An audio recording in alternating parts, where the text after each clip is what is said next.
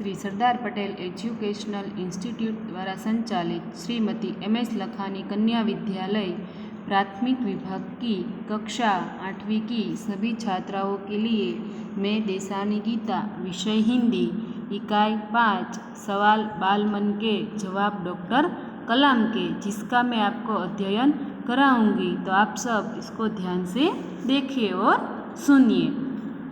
इकाई 5, सवाल बाल मन के जवाब डॉक्टर कलाम के। विद्यार्थी मित्रों, सबसे पहले हमें इस बात की जानकारी प्राप्त कर ले कि इस इकाई में डॉक्टर कलाम हमसे क्या कहना चाहते हैं। भारत के भूतपूर्व राष्ट्रपति डॉक्टर अब्दुल पाकिर जैनुलाब्दीन अब्दुल कलाम एक वैज्ञानिक हैं। भारत के आधुनिक क्षेपणास्त्रों के निर्माण तथा प्रक्षेपण में उनका बड़ा योगदान रहा है। डॉक्टर कलाम बहुत ही सरल स्वभाव के व्यक्ति हैं।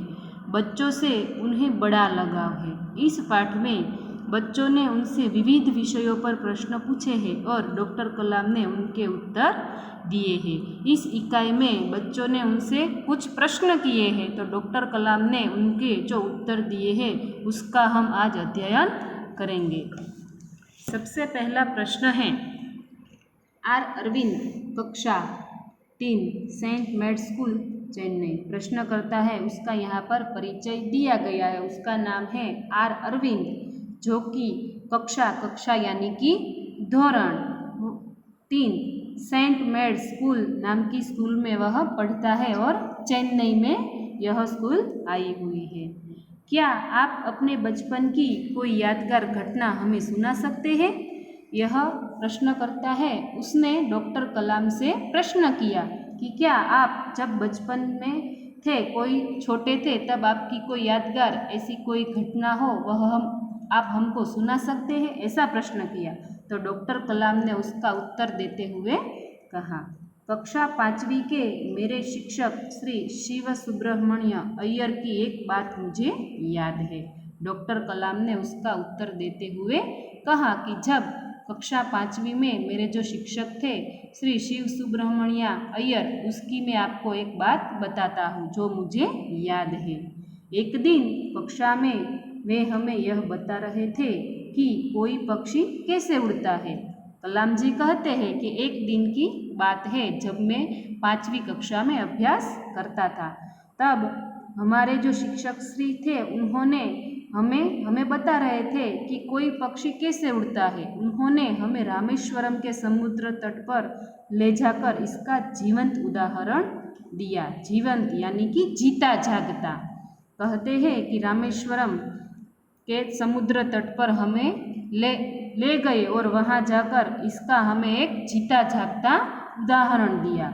वह ऐसी यादगार घटना थी जो मेरे मन मस्तिष्क में हमेशा के लिए बैठ गई। विद्यार्थी मित्रों, यहाँ पर एक अपरिचित शब्द है यादगार, यानी कि अविस्मरणीय, जिसे कभी हम भूला ना सके। और दूसरा शब्द है मस्तिष्क, यानी कि दिमाग। कलाम जी कहते हैं कि वह ऐसी घटना है जिसे मैं कभी भी भूला नहीं सका और जो मेरे मन मस्तिष्क दिमाग में हमेशा के लिए बैठ गई है, याद रह गई है। इसी से मुझे आगे विज्ञान पढ़ने की प्रेरणा मिली। इसी घटना से मुझे विज्ञान पढ़ने की प्रेरणा यानी कि प्रोत्साहन मिला। अब दूसरा प्रश्न करता है, वह कलाम जी से प्रश्न करता है, सरयू मकर, कक्षा 5, वाल्मीकि नगर हिंदी माध्यमिक शाला, नागपुर। एक दूसरा बच्चा है जो कि कक्षा 5वीं में अभ्यास करता है और नागपुर से वाल्मीकि नगर हिंदी माध्यमिक शाला में अभ्यास करता है, जिसका नाम है सरयू मकर। उसने प्रश्न किया, बचपन में हमें किस भाषा को प्रमुखता देनी चाहिए? बहुत अच्छा ही प्रश्न है, आप सबको उसका उत्तर जानना भी चाहिए। वह कहता है प्रमुखता यानी कि महत्व। वह बच्चा कहता है डॉक्टर कलाम से कि जब हम बचपन में हैं तब किस भाषा को हमें सबसे पहला महत्व देना चाहिए। तो डॉक्टर कलाम ने उसका उत्तर देते हुए कहा, मैंने स्वयं माध्यमिक शिक्षा तक ही पढ़ाई अपनी मातृभाषा के माध्यम से पूरी की है।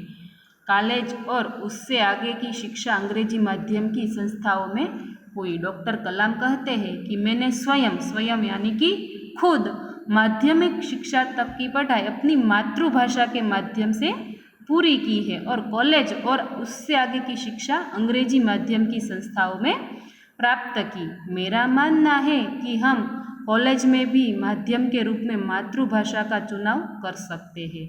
कलाम जी कहते हैं कि मैंने तो अंग्रेजी माध्यम में शिक्षा प्राप्त की कॉलेज से आगे, लेकिन मेरा यह मानना है कि कॉलेज की शिक्षा भी हमें अपनी मातृभाषा में प्राप्त करनी चाहिए, क्योंकि युवा अपनी मातृभाषा में ही सोचता है, उसी में अपनी बात सहजता से कहने में सक्षम होता है। यहाँ कलाम जी कहते हैं क्योंकि युवा वर्ग ऐसा होता है जो अपनी सोच भी मातृभाषा में ही वर्णन कर सकता है, उसी में अपनी बात सहजता यानी कि आसानी से कहने की क्षमता होती है और वह सक्षम भी होता है। पर इसमें कोई भी दो राय नहीं कि वैश्विक स्तर पर संपर्क के लिए हमें अंग्रेजी जैसी एक संपर्क भाषा की नितांत आवश्यकता है। वैश्विक स्तर यानी कि विश्व संबंधी।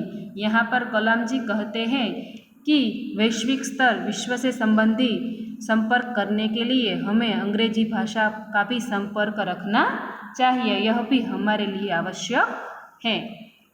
अब तीसरा प्रश्न करता है जिसका नाम है अर्श पटेल, कक्षा 5, चंदूलाल विद्या मंदिर मुंबई, जो 5वीं कक्षा में है और चंदूलाल विद्या मंदिर मुंबई में वह अभ्यास कर रहा है। उसका प्रश्न यह है, यदि हम आपकी तरह बनना चाहें तो हमें क्या करना चाहिए। वह बच्चा कलाम जी से कहता है कि हम आपकी तरह हमें बनना है तो हमें क्या करना चाहिए। तो कलाम जी ने उसका उत्तर देते हुए कहा, जब आप युवा अवस्था में कदम रखें तभी आपको जीवन में लक्ष्य निर्धारित कर लेना होगा। इस बच्चे ने उनको प्रश्न किया, तब कलाम जी ने कहा कि जब आप युवा अवस्था में कदम रखें तभी लक्ष्य यानी कि ध्येय, आपको तभी से अपना लक्ष्य निर्धारित पक्का कर लेना होगा।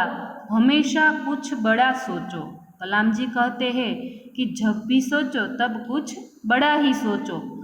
जैसे ही यह अनुभूति हो कि आप आखिर बनना क्या चाहते हैं, तभी से उस दिशा में प्रयास और श्रम प्रारंभ कर दो। यहाँ पर कलाम जी कहते हैं कि जैसे ही आपको पता चले कि आखिर आपको बनना क्या है, आपके भी कुछ लक्ष्य होते हैं, आपके भी कुछ सपने होते हैं जो आपको पूरा करना है, और जो आप लक्ष्य निर्धारित करते हो उसी दिशा में आपको प्रयास भी करना है और मेहनत करना भी प्रारंभ कर देना पड़ता है, तब वह आप अपने लक्ष्य तक पहुंच सकते हो। कहने का अर्थ है कि जी तोड़ मेहनत करो। ज्यों-ज्यों आप आगे ही और बढ़ोगे, आपका सामना बाधाओं तथा कठिनाइयों से होगा। यहाँ पर कलाम जी कहते हैं जी तोड़ मेहनत करना यानी कि अथाग परिश्रम करना, खूब मेहनत करना। वह कहते हैं कि खूब मेहनत करो, जैसे जैसे आप आगे बढ़ोगे वैसे वैसे आपके सामने बहुत सारी मुश्किलें आएगी, बहुत सारी कठिनाई आएगी। आपको अपने अंदर दृढ़ साहस पैदा करना होगा।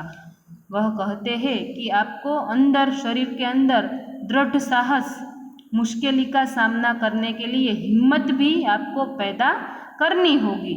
समस्याओं को पराजित करने में महारत हासिल करनी होगी, तभी जीवन में सफल हो पाओगे। पहले यह जरूरी है कि आप निरंतर ज्ञान अर्जित करो। यहाँ पर कहते हैं कि समस्याओं को हराने के लिए आपको सबके साथ मिलजुल कर चलना पड़ेगा और सबको पराजित करने के लिए अंदर दृढ़ विश्वास रखना होगा, तभी जीवन में आप सफल हो पाओगे। और सबसे पहले यह जरूरी है कि निरंतर यानी कि लगातार, सतत ज्ञान अर्जित करना यानी कि प्राप्त करना। अपने लक्ष्य तक पहुंचने के लिए आपको निरंतर ज्ञान प्राप्त करना होगा। अब प्रश्न करता है एक और, जिसका नाम है चिराग जैन। वह कक्षा 7वीं में अभ्यास करता है। बॉम्बे, कैम्ब्रिज, अंधेरी, पश्चिम मुंबई का वह रहने वाला है।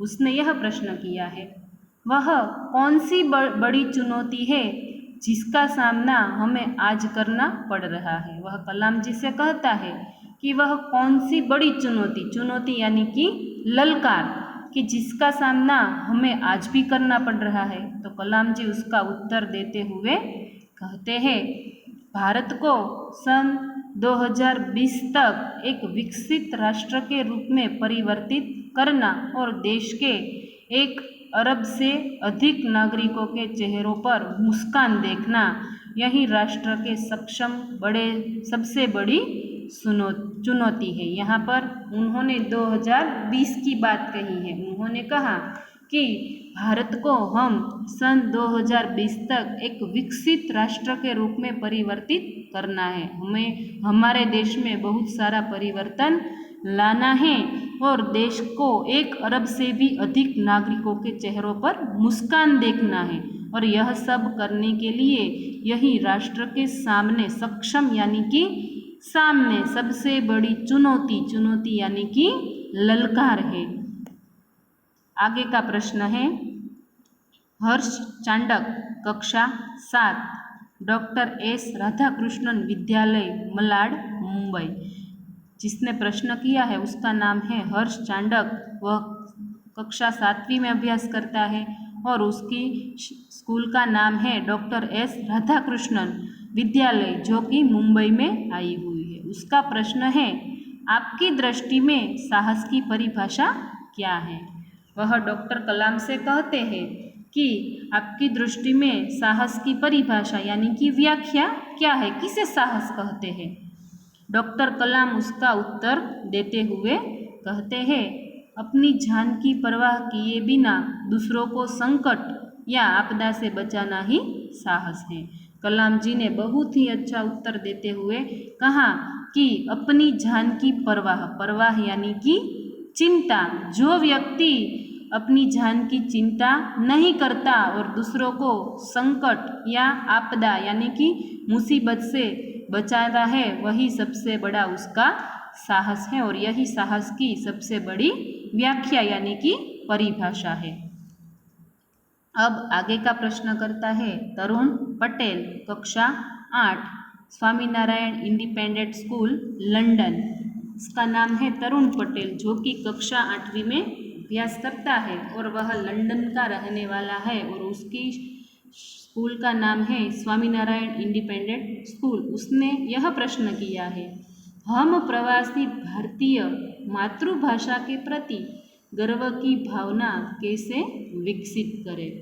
मातृभूमि यानी कि हमारी भूमि के बारे में कहा गया है और डॉक्टर कलाम उसका उत्तर देते हुए कहते हैं, भारतीय मूल का कोई भी व्यक्ति एक बृहद भारतीय परिवार का अंग है और उसे हमारे देश की सांस्कृतिक विरासत पर गर्व है। यहाँ पर कहते हैं कि भारतीय मूल का कोई भी व्यक्ति एक बृहद यानी कि विशाल और महान। यहाँ पर कलाम जी कहते हैं कि भारतीय होना ही हमारे लिए सबसे बड़ी गर्व की बात है और कोई भी एक व्यक्ति हमारा भारतीय परिवार का अंग है और उसे हमारे देश की सांस्कृतिक विरासत पर गर्व है। विरासत यानी कि संस्कृति, विरासत पर हमें सबसे बड़ा गर्व है। सौभाग्य से आप लोग ऐसी स्थिति में हैं कि अपनी मातृभूमि से अच्छी तरह से जुड़े हुए हैं और यही आपके लिए गौरव की बात है। वह व्यक्ति है तो लंदन का रहने वाला, फिर भी वह अपनी मातृभूमि से जुड़ा हुआ है और कहते हैं सौभाग्य की बात यही है सबसे बड़ी कि हम सब कहीं भी रहते हैं लेकिन हम सब अपनी मातृभूमि से अच्छी तरह जुड़े हुए हैं, उसके संपर्क में है और यही सबसे बड़ी हमारे लिए गौरव की बात है। प्रश्नकर्ता आगे का है जिसका नाम है सत्यम। वह कक्षा 10वीं में अभ्यास कर रहा है, जिला स्कूल मुंगेर। उसका प्रश्न यह है, जो भी बच्चे आपसे मिलते हैं वे कहते हैं कि वे एक प्रसिद्ध वैज्ञानिक, इंजीनियर, डॉक्टर आदि बनना चाहते हैं, पर किसान, मजदूर और कलाकार भी किसी राष्ट्र के लिए उतने ही महत्वपूर्ण हैं। हम ऐसे ही परिवारों से आते हैं, हमारे लिए आपका क्या संदेश है।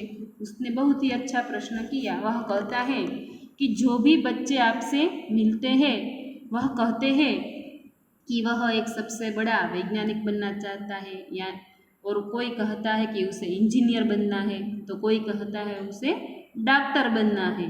पर किसान, मजदूर और कलाकार भी किसी राष्ट्र के लिए उतने ही सबसे ज़्यादा ही महत्वपूर्ण, जैसे यह सब महत्वपूर्ण है वैज्ञानिक, इंजीनियर, डॉक्टर, वैसे ही किसान, मजदूर और कलाकार भी महत्वपूर्ण है। हम ऐसे ही परिवारों से आते हैं, तो हमारे लिए आपका क्या संदेश है, हाँ आप इनके लिए क्या कहेंगे। तो डॉक्टर कलाम ने उसका उत्तर देते हुए कहा, किसान, मजदूर, कलाकार और दस्तकार ये सभी हमारे राष्ट्र के अभिन्न अंग है। कहते हैं कि किसान है, कलाकार है, यह सब हमारे राष्ट्र के अभिन्न अंग है। दस्तकार यानी कि शिल्पकार, जो हाथ से कारीगरी करने वाला व्यक्ति है। यहाँ पर कलाम जी कहते हैं यह सब हमारे राष्ट्र के अभिन्न अंग है। अभिन्न यानी कि अटूट, जो अलग न हो, यह सब हमारे राष्ट्र के साथ जुड़े हुए हैं एक अंग की तरह।